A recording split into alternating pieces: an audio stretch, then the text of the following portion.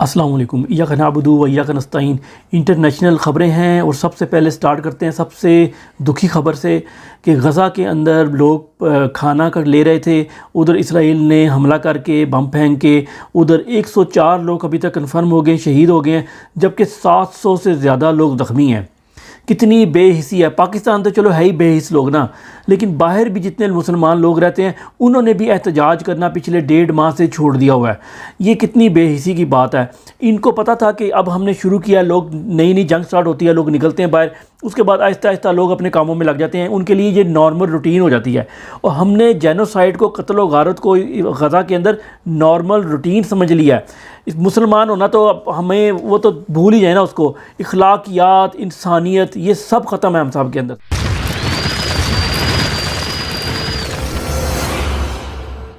आगे चलने से पहले अगर आप सब चाहते हैं कि हमारी मेहनत ज़ाया ना जाए तो प्लीज़ वीडियो को लाइक करें ताकि ज़्यादा से ज़्यादा लोग इसको देख सकें। अब गज़ा की बात हुई है तो अमेरिका ने प्लान एक बनाया है कि हम, प्लान क्या है, उसने कहा जी कि हम आसमान से पैराशूट के ज़रिए जो है ना वो गज़ा फेंकेंगे, गज़ा के इलाके में लोग भूखे मारे हैं उनके लिए। ठीक है, क्या हम मुसलमान ये नहीं कर सकते थे? क्या हम लोग नहीं इतने भी गए गुजरे हैं? सिर्फ बातें हैं कि जी हमने टैंकों के आगे छलांगें लगा दी, हमने ये कर दिया वो कर दिया। 6 टैंक तबाह हुए थे, ठीक है, जो सियालकोट के बॉर्डर के ऊपर। तो आप लोगों का गोला उधर तक जाता नहीं था, बंदा उधर कैसे चला जाता था? मैं छोटा होता मेरी वालदा मुझे सुनाती थी कहानी कि टैंकों के आगे लेट गए हमारे सजीले जवान। तो मैं पूछता होता था सवाल कि वो उन्होंने ग्रेनेड फेंक क्यों नहीं दिया, वो खुद क्यों लेटे? तो खैर उनके पास भी कोई जवाब नहीं होता था। लेकिन अगर अब वो ज़िंदा होती, अल्लाह बख्शे, तो उनको समझ लगती कि ये सिर्फ चूरन था जो हमें बेचा गया। अमेरिका के मैथ्यू मिलर ने कहा है कि जो नई हुकूमत बनी है पाकिस्तान के अंदर वो फ़ौरन IMF से रब्ता करे, क्योंकि पाकिस्तान को $2 अरब चाहिए मार्च के महीने में। अगर उसने ना दिए, अगर नया कर्ज़ा ना लिया $2 अरब का, तो पिछला कर्ज़ा जो है हमारा वो कैसे वापस करेंगे? तो अब पाकिस्तान बेसिकली एक ऐसे सर्कल में है कि कर्ज़ा वापस करने के लिए कर्ज़ा लेता है, और यही काम अब स्टार्ट रहेगा। इसके अलावा IMF से भी रब्ता किया गया और IMF से भी सवाल किया गया कि इमरान खान जो IMF को ख़त लिख रहे हैं उसके बारे में कोई जवाब दें। तो जवाब की तो नहीं उनके पास ज़ाहिर था नहीं कोई जवाब। हालांकि इन्होंने खुद ही बताया था कि हम 3 किस्तों में कर्ज़ा देंगे और तीसरी किस्त तब देंगे जब नई हुकूमत साफ़ और शफाफ इलेक्शन के बाद आएगी। अब वो नहीं आई है। अब एक दूसरे की तरफ देख रहे हैं, बहाने सोच रहे हैं। कर्ज़ा इन्होंने फिर भी देना है, क्यों कि नहीं देंगे तो अपना ही कर्ज़ा जो देना है वो खुद ही वापस ही आ जाना है, क्योंकि वो अपने कर्ज़े वापस लेने के लिए तो दे रहे हैं। अब इस तरीके से अमेरिका ने भी उसके सवाल के ऊपर, इमरान खान के ख़त के सवाल के जवाब के ऊपर गोलमोल बात करके टरखा दिया, बल्कि ये मशवरा दिया कि फ़ौरन IMF के पास पहुंचो, और हम IMF आज़ाद अदारा है लेकिन हम उसे दरख्वास्त करेंगे कि पाकिस्तान को एंटरटेन करे। मतलब रजीम चेंज ऑपरेशन मुकम्मल हो गया है, उसको फ्लॉप ना होने देना, दोबारा ना हो, ये ना हो इमरान खान आ जाए दोबारा। तीसरी खबर भी अमेरिका से ही है। अमेरिका में बड़ा अच्छा इनिशिएटिव लिया गया, उधर लोगों ने लिखना शुरू किया लेटर अपने सेनेटर्स को। तो 31 सेनेटर जो है ना अभी तक आज उन्होंने लेटर लिख दिया है कि पाकिस्तान में जब तक शफाफ और शफाफ इलेक्शन की वो ऑडिट नहीं हो जाता, पता नहीं लगता, उस वक्त तक नई जो हुकूमत आई है उसको तस्लीम ना किया जाए। तो ये 31 ने साइन कर दिए, लेकिन इसको वो ले जाना चाहते हैं 100 तक।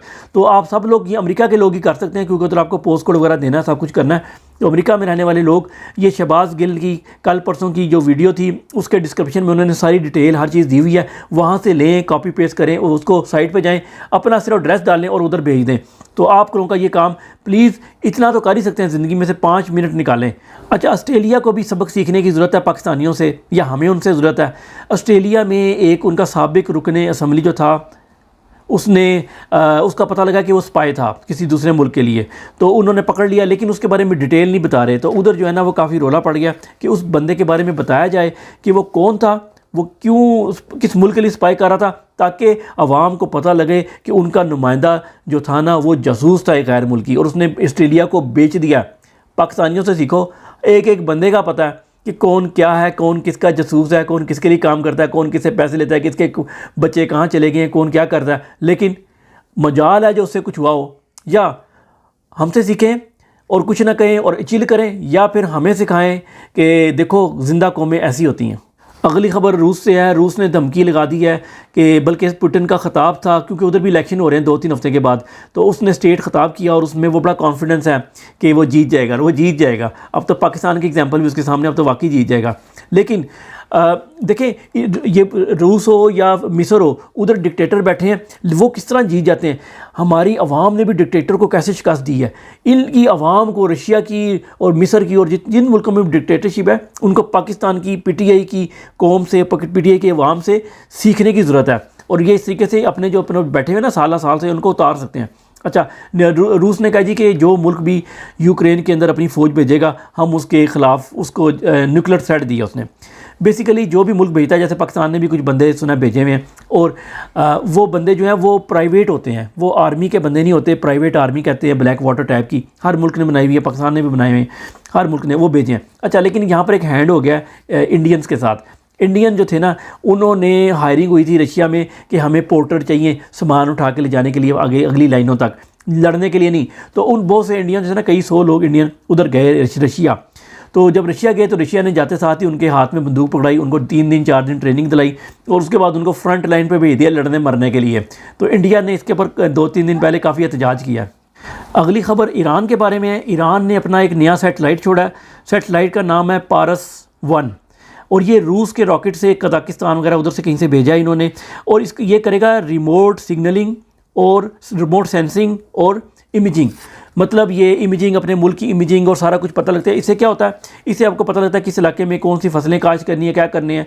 मिनरल्स की दरियाफ्त के लिए भी काम आता है और अपने आपकी डिटेल मैप वगैरह आप लोगों के पास आ जाते हैं मुख्तलिफ चीज़ों के बारे में। और ये भी पता लग जाता है कहाँ पर क्या कार्रवाई डाल रही है, कहाँ पर कोई कंस्ट्रक्शन हो रही है, क्या हो रहा है, वो सारा कुछ आपके कंट्रोल में आ जाता है। अपना मैप अपना खुद होता है मुल्क का, हमें ज़रूरत ही नहीं है। हम अमेरिका हमारा बाप है, वो कर लेता है। इन्होंने 2022 में भी एक भेजा था और ये अब जो भेजा है ये 100% खुद बनाया है। ये कोई बड़ा काम नहीं होता ये सैटेलाइट बनाना। ये छोटी छोटी कंपनियां इंग्लैंड में इधर उधर ये 8-8, 10-10 लोग काम करते हैं, वो अपना सैटेलाइट बना के भेजती रहती हैं, तजर्बे करती रहती हैं। पाकिस्तान तो भेज ही नहीं सकता। क्या पिद्दी का शोरबा, 2000 किलोमीटर तक मिसाइल बना के समझते हैं कि दुनिया फतह कर ली है। आखिरी 2 खबरें इंपॉर्टेंट है। एक तो इंटरटेनमेंट से है। टिकटॉक में जो भी मुजरा शुजा करते हैं उनके लिए बड़ी बुरी खबर है कि टिकटॉक जो है ना वो तकरीबन 7 मिलियन सॉन्ग्स रिमूव करने जा रहा है। वो इस वजह से कि बहुत से सॉन्ग जो थे ना वो यूनिवर्सल स्टूडियो की उसके अंदर ऑनरशिप थी, उसके अंदर उसका कॉपीराइट थे। तो वो यूनिवर्सल स्टूडियो से उनकी डील नहीं हो सकी, क्योंकि ये जो टिकटॉक जो कंपनी ऑन करती है उसने कहा है कि इससे हमें रेवेन्यू 1%, हमारी पूरी कंपनी का जो 1% रेवेन्यू है ना वो टिकटॉक से आता है, तो हम कैसे आपको इतने पैसे दे दें। तो उन्होंने इनकार कर दिया, जिसके बाद उनके तकरीबन 3 मिलियन सॉन्ग रिमूव कर दिए गए हैं। और अब खर्चा किया जा रहा है कि वार्नर और सोनी से जो लोग सॉन्ग जिनकी रिकॉर्डिंग सोनी की होती है, जो भी वो जिनकी डीलिंग है कंपनियों से, वो भी तकरीबन 4 मिलियन सॉन्ग्स मज़ीद जो है ना वो रिमूव कर दिए जाएंगे। अब मेरे ख्याल में इंडियन सॉन्ग भी सोनी से कराते हैं, लेकिन पंजाबी जो गाने हैं उन पे मुजरे जारी रखे जा सकेंगे। आखिरी खबर बिज़नेस से रिलेटेड है। एनवीडिया कंपनी जो है, जो कि बनाती है प्रोसेसर वगैरह बनाती है, ग्राफिक कार्ड्स वगैरह बनाती है, वो दुनिया की 4थी बड़ी कंपनी बन गई है। सिर्फ 1 साल पहले उसके शेयर की कीमत थी $240, जो अब उसकी कीमत हो गई है $800। 6-7 महीने पहले $1 ट्रिलियन कंपनियों के ग्रुप है, $1 ट्रिलियन कंपनी के ग्रुप में ये शामिल हो गई थी।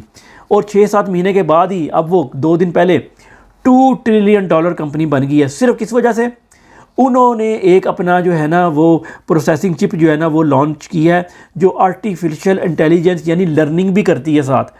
और जो आर्टिफिशियल इंटेलिजेंस, ये जो चैट जीपीटी वगैरह इस तरह के सॉफ्टवेयर बनाए जा रहे हैं, इनके लिए वो मददगार होगी। और मशीन लर्निंग और दूसरी चीज़ों को, आर्टिफिशियल इंटेलिजेंस को लर्न करने के लिए उसकी सेल इतनी ज़्यादा बढ़ गई है, उसके शेयर इतने बढ़ गए कि वो $2 ट्रिलियन कंपनी हो गई है।